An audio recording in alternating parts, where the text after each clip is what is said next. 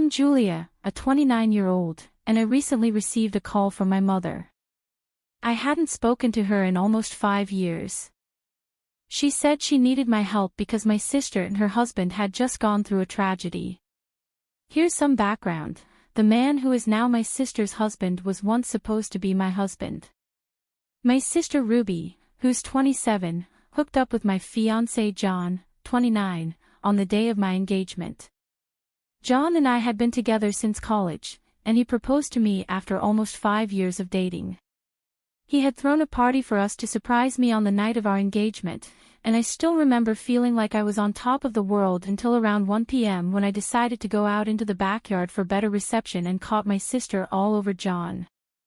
They were making out so passionately that, for the first couple of seconds, they didn't even notice me standing there with my mouth wide open. I couldn't believe that he was doing this to me after almost 5 years of togetherness, and on the night of our engagement, no less. When they finally did take note of me, they broke apart instantly, but it was too late.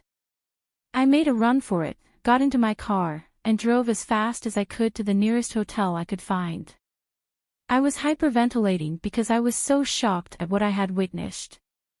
I was somehow trying to process it and willing it to be untrue.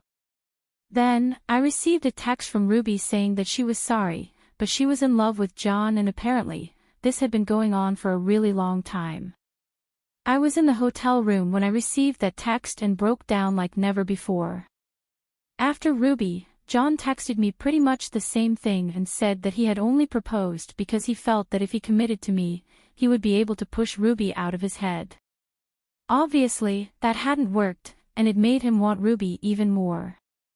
He told me that it wasn't about me, but about them, and they just knew that they were meant to be. I was just a placeholder, a way for John to finally meet Ruby. I stayed at the hotel for a couple of days and tried to pull myself together because I was still feeling crazy and trying to force myself to believe that this was just a cruel prank that life was playing on me. After almost 4 days, I finally went back home because I needed to collect my stuff and rejoin work if I didn't want to get fired. When I showed up at home, I realized that my family had been living with John under the same roof, waiting for me to come back. It would almost be touching had it not been for the circumstances under which I left. Everybody had been trying to text me and get me to respond relentlessly after I disappeared, but I hadn't replied to a single one of those texts. Needless to say, there was a lot of chaos. When I finally came back, everybody made it a point to hug me and tell me how glad they were to see me. Even Ruby had the audacity to come to me and give me a giant hug with tears in her eyes when she saw me. I was too disoriented to even react to that and just stood there like a silent statue while everyone clamored around me. Finally, once everybody had calmed down, I cleared my throat and told them that I was back only to take my things and move out for good. John had just been standing there without a word until that point, but when I said that I was going to move out, he announced that there was no need for me to leave because he had already packed his stuff and was going to move in with Ruby since now everything was out in the open anyway. My family, my parents, my aunt, and my dad's youngest sister, who has lived in the same house ever since her husband passed away, actually had wide smiles on their faces, even though there was nothing to smile about, at least not according to me. Ruby was standing beside John in an awkward hug, looking at me very sadly but still smiling. I couldn't take it anymore and decided to ask my family what the heck they were even smiling about because, as far as I was concerned, Ruby had just broken up my engagement and stolen my boyfriend of almost 5 years. There was really nothing very funny or sweet about this. My mother chose to speak up at that point and told me that they couldn't go back in time and change the past, but they could accept the future, and they knew that the future had Ruby and John together in it. Granted, it was a relationship that had formed out of cheating, and they did feel sorry about it. They also wanted me to understand and accept that this was for the best. Ruby said that she was very sorry for taking my boyfriend away from me, but she couldn't help falling in love with him. She wished that she could have told me earlier and that I didn't have to find out this way, but apparently, they were madly in love and wanted to spend their lives together. Then, the two of them kissed right in front of me, and my mother had the audacity to even wipe a tear from her eyes. I snapped and told them that this wasn't supposed to be sentimental or emotional, and that what they were doing was disgusting. To my surprise, my family seemed to get annoyed with my behavior and told me that I was being too bratty about the situation. Instead of being happy for my sister, I was making this all about myself, and they didn't approve of my behavior. I was shocked by their attitude and immediately told everyone to get out of my house. I couldn't believe they were defending what Ruby and John had done while making me seem like the bad guy. They acted like I was overreacting. My father stepped in and told me to stop acting like a child. He said these things happen and I should just take it in stride. He wanted me to celebrate that my sister had finally found her soulmate instead of being jealous of her. They were literally all acting insane, and I couldn't deal with it anymore. So, I just said, screw it, went into my room, packed some of my things, and left yet again without even speaking to them or waiting to hear them out. Even as they called out my name and told me not to go, I really didn't have anything left to say to them. It was very clear to me that they cared more about Ruby and her happiness than about me, or even about what was right and wrong. They were so caught up in trying to justify what Ruby had done that they completely forgot that I was also a human being with real feelings as well. After that day, my family tried to contact me several times, but I never responded to them because I didn't think that I owed it to them. A couple of weeks later, I even received an invitation to Ruby and John's wedding, which I declined, obviously. All the common friends that John and I had also declined the wedding invitation in solidarity with me. Even a couple of relatives who knew the truth refused to interact with my family after they learned how they had treated me in the aftermath of the party. It's been 5 years, and I have pretty much cut them out of my life entirely. They occasionally tried to weasel their way back into my life by wishing me well on my birthday or New Year, but I always ignored them. I never even blocked any of them, though I did remove them from my following and friends list. Since I have a public account, they could see what I was up to, which is what I wanted. I wanted them to see and know that I was leading a fabulous life and to keep burning with jealousy. It was petty, but it was the least I could do after how they screwed me over. Up until recently, I barely even had a clue about what they'd been up to in the last couple of years. My mother called me about 4 days ago from a number that I didn't have saved. When I answered the call and realized that it was my mom on the other end, I immediately tried to hang up, but she begged me desperately for one chance to talk to me because, apparently, they were in dire need of help. I agreed to talk to her for just a couple of minutes, but only because she sounded so upset, and my humanity didn't allow me to turn my back on her at that moment. She told me that Ruby and John had started a business of their own a couple of years ago, but it was failing badly. Their investors were all backing out because they were failing to make any profit at all. So, they borrowed more money, but even that didn't help their business, and now they were neck-deep in debt. The loan sharks were all after them, and they were being hounded by everyone, from their employees to their investors and the people they had borrowed money from. My mother knew that I lived a luxurious lifestyle and could afford to help them out, so she had turned to me as a last resort and was begging me to help them out by loaning them some money so they could pay off their debts. It was no small amount either that she was asking me for. It was almost $75,000 that she wanted me to give her so she could help Ruby and John out. I asked her why Ruby wasn't calling me if she needed help and why she was making my mother speak to me on her behalf. My mother told me that Ruby and John didn't even know that she was coming to me for help, as they had given her strict instructions not to approach me. I guess we all still remember exactly what happened 5 years ago. Ruby didn't want me to know any of this and wasn't ready to accept help from me, but my mother didn't know anybody else who would have that kind of money and would give it to them at the drop of a hat. A couple of months had already passed, and Ruby and John were struggling to even put food on the table. My parents were helping them as much as they could, and even John's family was trying to give them all that they possibly could, but it was just not enough. They had to be able to support themselves in the future, so it was impossible for them to just give away all the money they had saved over the years. Especially because most of my family was retired, and so were John's parents. That's why my mother, with no other options left, had called me to request help. Now, I could afford to help them out, but I really didn't want to. Ruby was right for not contacting me to ask for help. They lost the right to make any demands from me the day that they cheated on me. I told my mother that I couldn't help them, and even if I could, I wouldn't. My mother sounded very upset and told me that I was being cruel and needed to think about my family. I told her that Ruby and John hadn't thought about me when they had that affair, and neither did my family think about me while they were supporting the two of them. So, right now, there was no need for me to think about them either. I had worked hard to get to the position where I am today, and I wasn't about to just go and drop $75,000 on people who didn't even deserve it. My mother then began to cry on the phone and told me that she had never expected me to grow up to be so selfish. She claimed that my sister and her husband would end up in big trouble if I didn't help them out. I said that it was just too bad, but I couldn't help them, and then I hung up.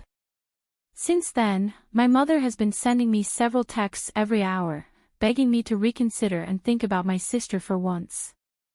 She said that this was not the time for petty revenge and that the trouble Ruby was in was very serious. If I didn't help her now, I really would regret it in the future. She's being crazy, and I don't understand what to say to her because I don't want to feel like the bad guy here either. Am I the __ for not helping my sister out financially after she stole my fiancé 5 years ago? Update: so, I finally blocked my family. I didn't do it earlier because I wanted them to see what I was up to and feel jealous. Plus, I was afraid that cutting them off completely might be something I'd regret if anything bad happened to them. But I don't really care now. I should have removed them 5 years ago. I don't understand. Why I even kept them around so long is beyond me. That is what was petty of me. Refusing to help my sister out now isn't petty, it's just the logical thing to do. They'd already wasted tons of money, and I'm sure that even if I give them the money right now, they won't be able to repay it. $75,000 is a significant amount. I might be well off, but that doesn't mean I can just drop that sort of money and not expect it back. If this was a close friend of mine who I was helping, I would still expect that money back.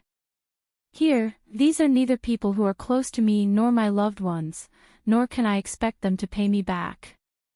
So, there's really no reason for me to help them out. It's as simple as that. I told a couple of my friends about this too, to get their opinion on it, and they agreed that I did the right thing by refusing to give them the money. Not even out of a feeling of revenge, but mostly because it was completely impractical and stupid to even expect me to help them when they were the ones who had screwed me over in the past. But anyway, my mother is blocked now and she can't contact me to guilt-trip me anymore, so I have nothing to worry about. Update 2 *. Hi guys, something really big happened today. I was at work when I received a call from my neighbors saying that there was a couple outside my house who was screaming for me to come out and talk to them. My neighbor told me that they seemed pretty crazy and had been screaming at the door for about an hour, refusing to leave. I asked her for a description of them, but in my heart, I already knew who it was. She told me how they looked, and it just confirmed that I was indeed going to run into Ruby and John when I got back home. My neighbor told me that I needed to come back and deal with this because she didn't think that these two were up to any good, and I agreed. When it was Ruby and John that we were talking about, they could never be up to any good. So, I thanked her and started driving back home immediately because I couldn't risk them getting into my house at any cost. I arrived in about 15 minutes and caught them trying to break into my house by picking the lock. I pulled up in front of my place and asked them what they thought they were doing. I tried to call the police right away, but John was quick. He rushed over and knocked the phone out of my hand. Ruby also walked over to me and told me that they were here just to talk and didn't want anything from me, not at the moment, at least. I told them to make it quick and also said that they shouldn't expect me to invite them inside. So, whatever they had to talk about had to be discussed out there in the yard. they seemed to be okay with that, which was a relief. Because I really didn't think it would be a good idea to invite those two inside close quarters, they already seemed pretty hostile.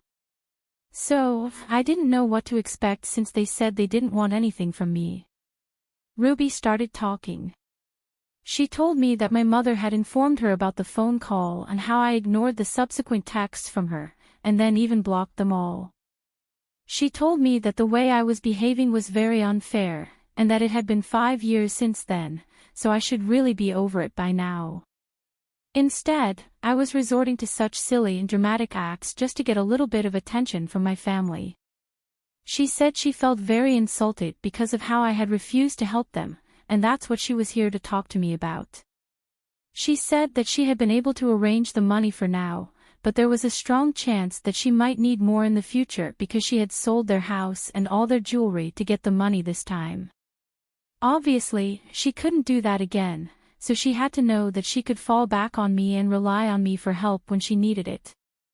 I told her that no, she couldn't, and she must not count on me under any circumstances because I hate her and her husband with a passion. I was so angry that I also told her that it was taking me a lot of restraint to not hit her at the moment, so it would be in their best interest to just leave. John had the audacity to say that they weren't going anywhere until I signed a document that would confirm that I would give them the money in the future whenever they needed it. I mean, it wouldn't even be valid if I was forced to do it under pressure. I'm pretty sure there are laws against it, and also they must be insane if they actually thought that they could manipulate me into signing something like that. I told both of them to get the hell out, and Ruby pushed me, saying that I had to help them because apparently I owed this to them since they were family, and I couldn't just run away from my responsibilities like this. I was shocked that she'd actually pushed me, and I was about to slap her, but I controlled the urge to do that because things would only get worse if I got violent. Instead, I decided to grab my phone, which had fallen to the ground when John knocked it out of my hand, and made a run for it. I climbed into my car as quickly as I could and then drove off without even bothering to check my rearview mirror. I hadn't shut off the engine when I left the car, so it was still running, and it didn't take me much time to get a head start on them. Obviously, they were not stupid enough to chase after me on foot, so they just waited there at my house, which was pretty unfortunate. As soon as I was a safe distance away from them, I decided to call the police and tell them what was going on. Then I drove back to my house just in the nick of time before the police had already arrived. Within 20 minutes, I filled them in on everything, and they arrested and took Ruby and John away.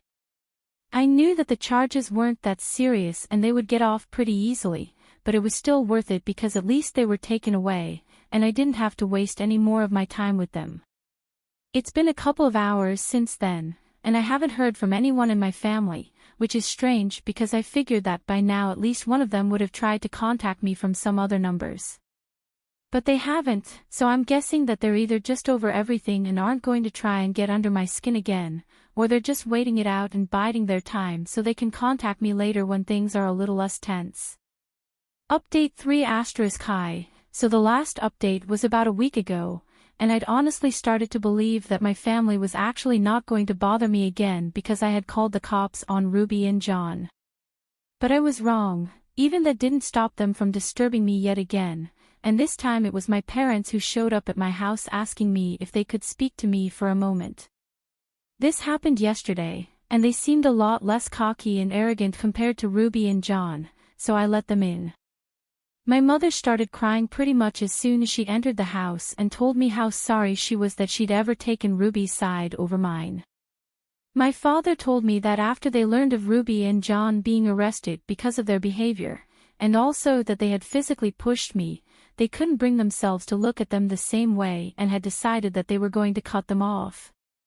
My mother continued to cry throughout the time that she was here, while my father explained that they were apologetic for siding with Ruby in the past when it was actually me who was the victim. While I said that I did appreciate them for finally coming to their senses, right now it was too little and too late for things to get better. I was used to living my life on my own terms now, and I didn't want to go back to putting my family before myself.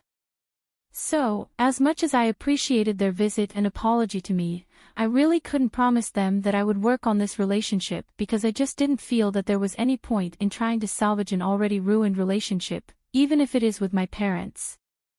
They protested a little at that point and said that we could fix this if we wanted to, but that was exactly where the problem was. I didn't want to anymore. I just wanted to be by myself, that's all, and I told them that. They seemed a little disappointed, but eventually, they left and asked me if I could at least unblock them so they could keep in touch.